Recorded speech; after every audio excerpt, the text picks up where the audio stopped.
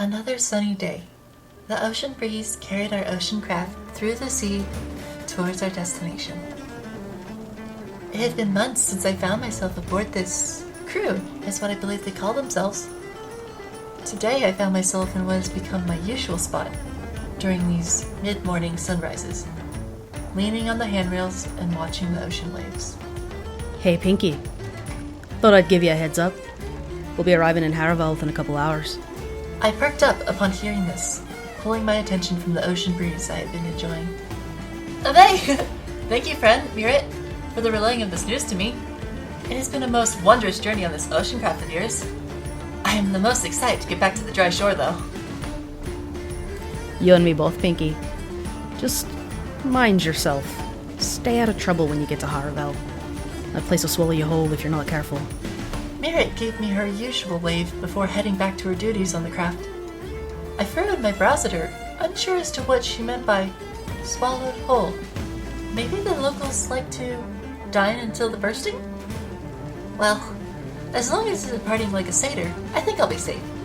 Turning back to the ocean, I looked back out and leaned on the railings.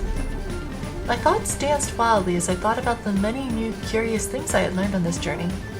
Suddenly, though, I was interrupted as squirming from out of my bag was none other than Boo! You want to join me in the watching of the ocean, too? I picked up my delicate little hedgehog companion, placing them on the railing next to me as they curled atop my arm. I never thought I would get to explore and see all of these wondrous places we've come across on our journey. To think, it's been almost 2 years since we left. It's most saddening, though. It's at times like these I can't help but miss Mother and everyone else back at the Grove. What do you think they're all doing back at home right now, huh, Boo? If I know Mother, she has not stopped at the worrying and sick about me. I wish there had been more time to say goodbye. I looked down into the depths below, thinking back to the day I left home and set out on my journey in the first place.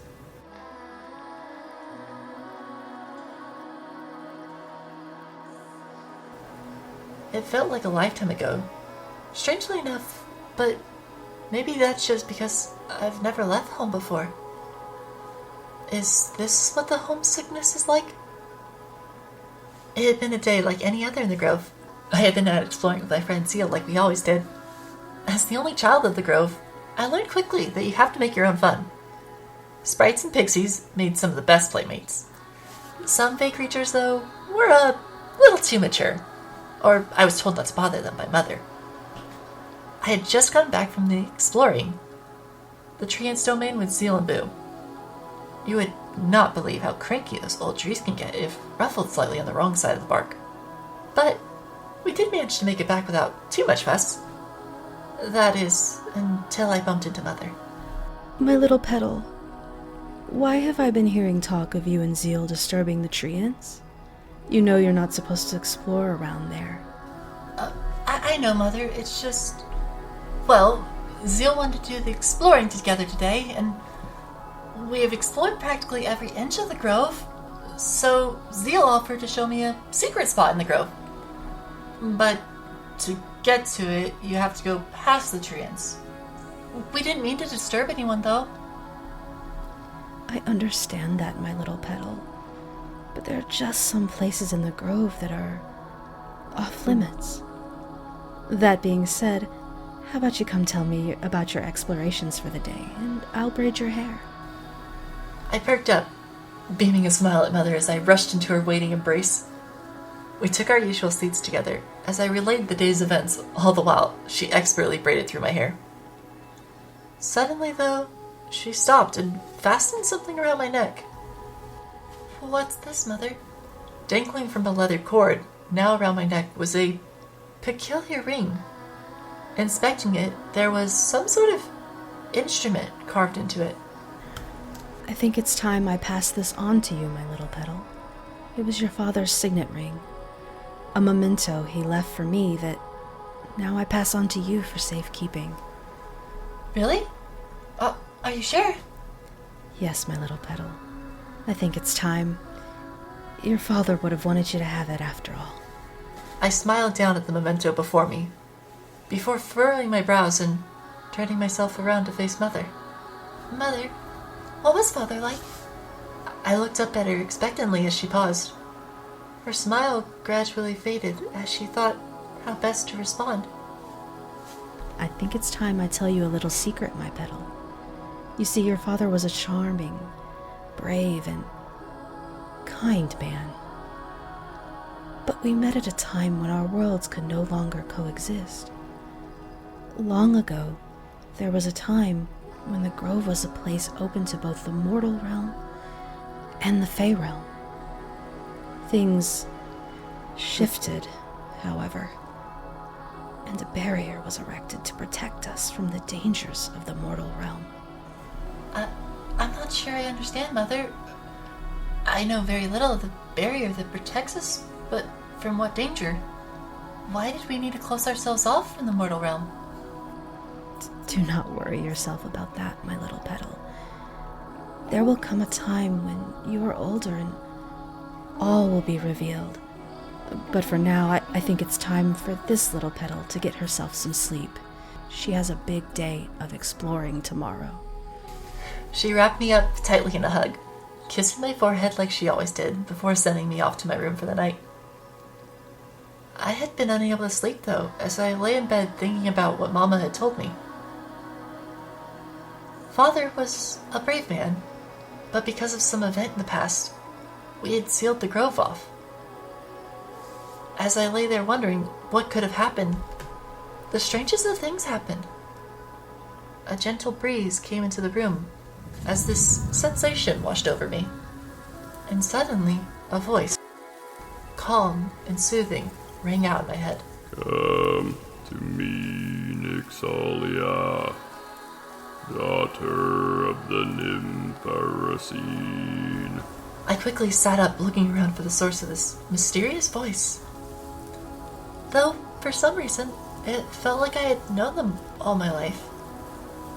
I got to my feet and approached my window, looking out into the late-night grove. Hello? Who's there? Come forth, Nyx. I am waiting for you at the heart of the grove. The heart of the grove? Realization dawned on me as I did my best not to disturb Mother as I made my way out of our home. It was a bit of a hike and felt strange to be out this late at night. Not many of us roamed around at night, unless it was during one of the festivals, but even so, I made my way to the only place I could think of. I stared up at an ancient cherry blossom tree, the Great Saku Tree. Mother's told me that the Great Saku Tree's magic protects our sacred grove, and that the branches extend across all parts of the grove. Were you the one who called to me, Great Saku Tree? That is correct, Nyx. You are the one marked at birth with my blessing. Daughter of the union between mortal and fey, hero and watcher. It is time for you to go to help those who need you most right now. Great Saku Tree, I'm not sure I understand. Mother's told me little of Father, but I know nothing of this blessing, or even that much on the heroes of old. What does any of this have to do with me? Listen well, my child. I have been watching over this grove for millennia, always listening for the signs of danger. I can feel a shift in nature. Something sinister has awakened in the mortal realm. As we speak, the heroes of this age are learning of their own destinies, much as you are yourself. There is not much time, Nyx. before the world beyond our barrier will fall into peril. It is up to you, like the Fae of old, to help guide these heroes and make sure that the world remains in balance. How do I do that, though? I don't even know where to start looking, Do or... not fret, Nyx, for I will be watching over you. But there is not much time. You must go to the south of the grove. Make your way to where mortals reign. Once there, I will allow you passage through the barrier, and you will find some gifts to aid you on this journey. From there, follow my petal trail, and it will lead you to an unexpected friend. He should just be waking up from his slumber. Okay. Just one thing, though, before I go. Worry not. I will tell her you are well. Good luck, my child. I gave a small smile up at the ancient tree, and swore for a second I could see a face smile back at me. Taking in a deep breath, I gave one last look over my shoulder in the direction of home, before I hurried off towards the south of the grove, never looking back. It's hard to believe that was almost 2 years ago, right, Boo? That's okay, though. We'll just find this darkness the Great Saku Tree talked about, and we'll put an end to it. Then we can go back and see Mother and everyone else again.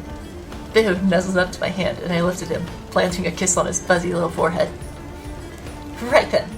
Next up, Harville.